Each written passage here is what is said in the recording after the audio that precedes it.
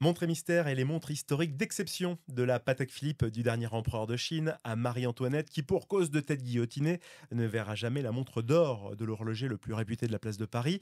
Il sera question aussi de la montre cocktail de Marilyn Monroe ou d'une montre à gousset du Titanic. Bonjour et bienvenue dans Montres et mystères, je suis Guillaume Lariche, journaliste en compagnie d'Alexandre Bouchard, vendeur d'élite de montres de luxe. Cher Alexandre, le dernier empereur de Chine n'était pas le dernier à aimer les très belles montres.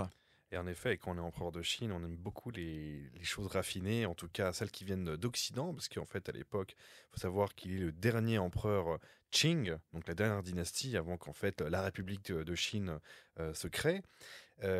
C'était normal en fait d'avoir des objets d'Occident. Il faut savoir que même son ancêtre, l'empereur Kangxi, qui était sous Louis XIV, l'équivalent de Louis XIV en fait pour la Chine en termes, voilà, avait déjà des très belles montres qui venaient déjà de Suisse. Donc c'était, on va dire, de famille d'avoir des montres extraordinaires.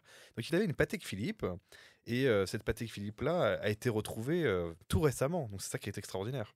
À une montre qui a été vendue très cher. En effet, ce prix de 5 millions d'euros en fait, sort de l'ordinaire parce que en fait, ça s'est passé très rapidement lors de la vente aux enchères. Apparemment, c'est une des ventes aux enchères où ça s'est fait en quelques minutes. Elle était estimée à 3 millions, elle est sortie à 5 millions. Elle est rentrée en fait, en effet dans une collection historique. En fait, cette montre-là, il avait une Patek Philippe, donc qui l'avait portée. Et il a fait en fait à la fin de la guerre, il a fait il était en goulag. En fait, il a été attrapé par les soviétiques, parce qu'en fait, il était en Mandchourie, donc à l'époque, les Japonais se sont reculés, les communistes se baladaient, les Russes ont envahi la Mandchourie, donc il a été attrapé, mais les gens savaient qui il était, et en fait, il a donné en cadeau à son interprète russe cette montre-là. Donc la maison Philips qui s'est occupée de faire la vente indique avoir les papiers prouvant que c'est bien une Patek Philippe, parce qu'il faut imaginer quand même que à l'époque soviétique, avoir un homme qui possède une Patek Philippe de Suisse, tu vois, on a envie de poser la question aux camarades, tu vois, tu vas t'attirer des problèmes. Donc il y a toute une histoire, en tout cas, elle a été authentifiée, elle est aussi très particulière, donc ce qui a permis de redonner cette histoire-là, et puis c'est le rare, enfin c'est un empereur dont on a parlé, mais c'est celui qui a l'histoire entre guillemets l'une des plus tristes. Tu vois, il a été un peu empereur malgré lui. Alors justement, pour cette montre du dernier empereur, est-ce que Patek Philippe a été invité à donner son avis, à apporter son sceau de vérité là-dessus? Bah, déjà, en fait, à ce niveau-là, quand tu vois une montre pareille, tu l'identifies, on va chercher dans les archives, on va creuser, on va chercher l'information. Tu vois, il y a marqué Patek Philippe. En fait, ils ont reconnu le calibre. Et en fait, très rapidement aussi, quand tu as des maisons comme Philips, c'est comme Bach Rousseau ou Christie's, à un moment donné, elles ont leur entrée aussi auprès des manufactures pour savoir est-ce que c'en est une vraie. Donc, bien sûr, elle a été baptisée, elle a été acceptée, et puis cette montre-là a été authentifiée. Et puis aussi, c'est une belle histoire, parce que c'est rare en fait d'avoir une histoire avec la Chine, surtout avec un empereur si particulier, hein, qu'on connaît à travers le film, voilà, qui est très beau avec cette très belle musique. Mais là, ça permet de rentrer dans l'intimité d'un empereur avec des objets, et généralement, c'est toujours intéressant de pouvoir les identifier à un objet précis. On connaît bien les rois et reines d'Angleterre avec des objets. En Asie, c'est plus rare, donc d'avoir, on va dire, un empereur amateur d'horlogerie, bah, ça rend quelque chose d'original en tout cas. Alors, cette montre a été acquise pour 5 millions d'euros, cette Patek Philippe du dernier empereur. C'est une collection privée, un collectionneur privé. Est-ce qu'on le connaît, ce collectionneur, cet acquéreur? Et est-ce que cette montre peut être encore visible? Non, elle est sortie, c'est toujours de la discrétion dans ces choses-là. Après, ça ne veut pas dire qu'on ne la reverra pas. Elle est connue désormais, donc elle pourra toujours faire l'objet d'une exposition particulière. Voilà, c'est juste qu'après, c'est les gens qui sont amateurs et collectionneurs aiment bien avoir des belles choses et ils les gardent, on va dire, férocement. Puis après, généralement, c'est partagé au grand public, ça va dans un musée. Voire même Patek Philippe peut se la faire offrir ou voir pourra l'acquérir un jour. Donc rien n'est impossible.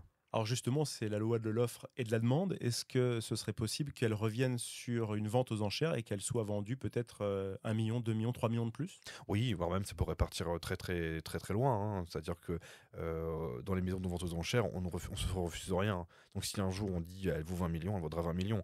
Mais c'est surtout qu'en fait ça permettra de reparler de cette montre-là, et donc ça lui redonnera de la vie. Changement de personne, il est né en 1747 et à son époque, il était l'horloger le plus réputé de Paris. Abraham Louis Breguet a reçu une commande peu ordinaire, c'était en 1783, Alexandre. Oui, alors Bramble Breguet, donc l'inventeur du tourbillon, voilà, sur la place de Paris. Donc c'est une complication qui a permis si tu veux, de contrecarrer les effets de la gravité, donc ça permettait aux montres de durer plus longtemps en termes de fonctionnement quand tu devais la régler, se voit en fait demander une demande très particulière par un officier des gardes de la reine.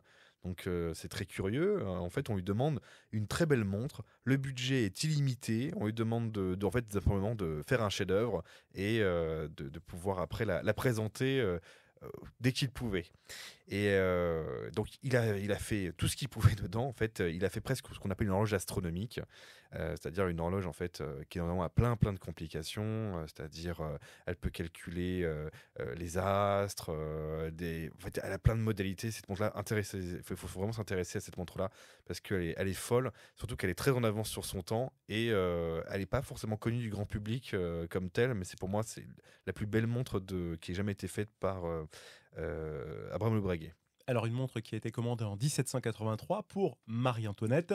Malheureusement, la guillotine est passée par là et cette Marie-Antoinette ne verra jamais cette montre puisqu'elle est arrivée bien plus tard. En effet, donc 1793, la tête couronnée tombe et on va avoir en vrai ce projet est mis on va dire en pause, qu'il y a la Révolution française. Abraham Le Breguet doit fuir en Suisse. Son atelier a été saccagé à Paris. Curieusement, et même si c'est bien, la montre a été sauvée. Donc le travail continue. En 1814, entre-temps, Abraham Le Breguet décède. Son fils va reprendre le travail. Elle sera terminée simplement en 1827. Et donc cette montre-là, 1827, enfin a atteint, on va dire, son but. Le problème, c'est qu'elle n'intéresse plus personne. Elle a coûté 17 000 francs or. Donc, si tu veux, on a atteint l'apogée, mais derrière, il n'y a rien. Apparemment, un des amis d'Abraham Le Breguet, qui s'appelle le marquis de Groix, qui était en fait page de la reine Marie-Antoinette, ils se connaissaient. Donc, est-ce que c'était lui qui était l'acquéreur, en tout cas peut-être pour le nom de Marie-Antoinette, ne l'a jamais racheté. Et cette montre-là, après, a été vendue dans des collections privées de lords anglais, voilà, à travers le temps, au cours du 19e siècle, jusqu'à ce qu'en fait, elle soit donnée en fait, par donc une des filles d'un de ces lords anglais à un de ses amis qui s'appelle Leo Mayer. Et donc, c'est pour ça qu'elle s'est retrouvée dans un musée à Jérusalem. Alors faisons un saut dans le temps, on va passer au XXe siècle, cher Alexandre Bouchard. Elle s'appelait Norma Jean Baker et elle a fait rêver toute la planète. Marilyn Monroe, de son vrai nom Norma Jean Baker, donc n'avait pas beaucoup de bijoux. Non, pas beaucoup, mais entre autres une Blancpain des années 30. Oui, alors Marilyn Monroe, on la connaît tous avec la fameuse photo où elle est au-dessus de la bouche à air, en tout cas, ou avec sa robe blanche, ou le fameux poupou-pilou. Il faut se rendre compte qu'à l'époque, en 1953, donc, on va voir Howard Hawks qui va créer le fameux film Les hommes préfèrent les blondes, où on la voit en fait dans une robe fourreau, habillée en rose, entourée de gentlemen ardents et cherchant à la conquérir, et en lui proposant en fait des diamants, et notamment donc la fameuse chanson Diamonds Are Girls' Best Friend. Et il a été repéré qu'en effet, lors du tournage, après, bien après, lors du film, qu'elle avait plein de diamants, puisque c'est l'histoire de la séquence, mais une montre en diamant se glissait en fait à son poignet. Et donc ça, c'était une montre qui avait été créée par Blancpain. Donc c'est ce qu'on appelle une montre cocktail. Donc c'est une montre d'apparat. C'est pour faire une montre bijou aujourd'hui. Donc elle est en forme rectangulaire. Elle ressemble un peu à une Reverso de Gégère Lecoutre. Donc voilà pour le format avec des diamants, et elle est retenue en fait parce qu'on appelle une rivière de diamants. Donc une ligne de diamants avec des diamants taille baguette, donc rectangulaire. Donc voilà, c'est vraiment une montre bijou. Elle a été retrouvée et elle a été même achetée au cours d'une vente aux enchères par la maison Blancpain. Donc désormais, la montre fait partie des collections privées de la maison Blancpain. Et pour rappel, la maison Blancpain a toujours mis en avant une face de lune. Et or, pour la collection Woman de Blancpain, en fait, la face de lune a des yeux, donc avec une petite bouche. Et elle a aussi en fait un grain de beauté juste à côté de la bouche, qui est clin d'œil à Marilyn Monroe. Donc voilà comment on garde la signature et le lien avec Norman Baker. Des montres d'exception, des montres historiques d'exception avec des personnages historiques, des personnages et des personnalités bien connues, comme la Rolex de Marlon Brando dans Apocalypse Now, et qui par contre a pour particularité comme montre d'avoir été retrouvée dans une commode familiale, un peu saugrenu quand même. Ah, c'est complètement saugrenu, ça c'est une histoire tirée par les cheveux, parce qu'en fait cette montre-là, donc de Marlon Brando, donc il a cette montre-là, on la voit en fait, il la porte dans le film donc, de Stanley Kubrick, Apocalypse Now, où il joue le colonel Kurtz. que tout le monde recherche hein, donc, dans l'histoire. Et lui-même, il expliquait qu'il mettait cette montre à l'écran parce que si les gens se focalisaient sur sa montre, ça veut dire qu'il jouait mal. Donc il faisait en sorte voilà, de jouer très très bien. Et en fait, à l'époque, une de ses amies lui avait offert donc un stylo graveur. Et donc il s'amusait à graver tout et n'importe quoi. Enfin, le gars était un peu déluré, quoi. On sait, bon, il a une personnalité assez forte. Et notamment, il a écrit sur le dos de cette montre M. Brando, hein, donc voilà, au stylo graveur. Donc c'est un peu mal foutu. On a l'impression qu'il y a un gamin qui a foutu en l'air la montre. Et il l'a offert à sa fille, qui s'appelle Petra Brando Fischer. Et donc sa fille, à un moment donné, a offert en cadeau de mariage à son mari cette montre. Et c'est bien que plus tard, en fait, qu'il y a eu un engouement pour cette montre parce qu'elle faisait partie, on va dire, un peu comme des 7 merveilles de l'univers. Bah là, ça faisait partie des montres perdues. Et bah, ils se sont rappelés, bah, maintenant on l'a cette montre. Donc elle est ressortie voilà, de manière exceptionnelle. Et donc elle sort en effet de cette commode. Voilà, ni vu ni connu, on comprend pas. Et d'un coup, on a un géant qui réapparaît. Alors dans les montres perdues, là on va en parler d'une qui a effectivement marqué son temps, une montre à gousset de Charles Lightoller, le deuxième officier de bord du Titanic qui se serait arrêté à 2h20 précise. Oui, alors dans la nuit du 14 au 15 avril 1912, le Titanic va sombrer donc après être entré en collision avec un iceberg. Et donc Charles Lightoller, qui est le deuxième officier de bord, notamment a dû s'occuper donc de l'évacuation des femmes et des enfants.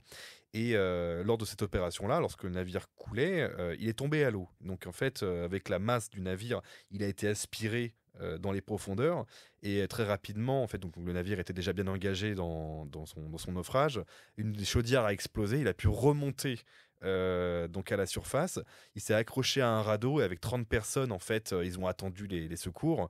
Donc c'est là où il y a eu les fameux SOS, hein, Save Our Souls, et tu vas avoir le navire de Carpentia qui va se rapprocher et qui va sauver ce qui reste des naufragés. Et cette montre-là en fait est très intéressante parce que elle est brisée. Et elle est arrêtée en fait à 2h20. Or, il faut savoir que le dernier message d'appel à l'aide du Titanic était à 2h17. Donc la montre est très précise et c'est ça qui la rend, on va dire, très particulière parce que elle va symboliser donc la fin d'une époque, celle de ces grands navires extraordinaires, et notamment du danger de la mer avec les icebergs. Alors des parcours d'exception pour ces montres historiques d'exception.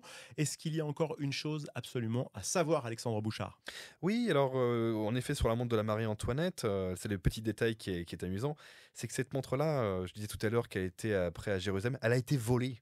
Elle a disparu en 1983, parce qu'en fait, à l'époque, c'était un musée privé, c'était pas, aussi, il n'y avait pas les mêmes conditions de sécurité, et elle a disparu voilà, lorsqu'il y a eu un mouvement des collections, et on ne l'a jamais retrouvée. Donc en fait, c'était très très grave, parce que c'était quand même une montre exceptionnelle, et même apparemment Nicolas Hayek, donc, qui était le propriétaire de Breguet à travers le groupe Swatch Group, a voulu la retrouver. On a dit apparemment par rumeur qu'il aurait mis des détectives sur le coup. Et rien, malheureusement. Sauf qu'en fait, il faut attendre 2007-2008 pour que quelqu'un, notamment un collectionneur particulier, dise qu'il l'a retrouvée et qu'il explique qu'en fait, 17 ans plus tôt, quelqu'un lui avait proposé cette montre-là en pièces détachées. Donc, il a tout retrouvé. Et enfin, on a en fait deux montres Marie-Antoinette, celle qui a été refaite par Swatch Group, qui avait les plans, et l'ancienne d'origine. Merci d'avoir suivi ce montre et mystère exceptionnel sur les montres d'exception. Alors oui, hein, il est toujours bon de se lancer des fleurs. D'ailleurs, n'hésitez pas à nous dire ce que vous pensez de nos podcasts en nous envoyant un message sur Instagram ou TikTok. Vous avez peut-être des suggestions à nous faire sur des sujets que nous pourrions traiter. On attend vos retours. La prochaine fois, en tout cas, nous vous parlerons de la crise du quartz. Pour éviter de perdre du terrain face aux Japonais, deux maisons suisses se sont rapprochées au début des années 80 pour devenir ensuite le plus grand groupe horloger au monde.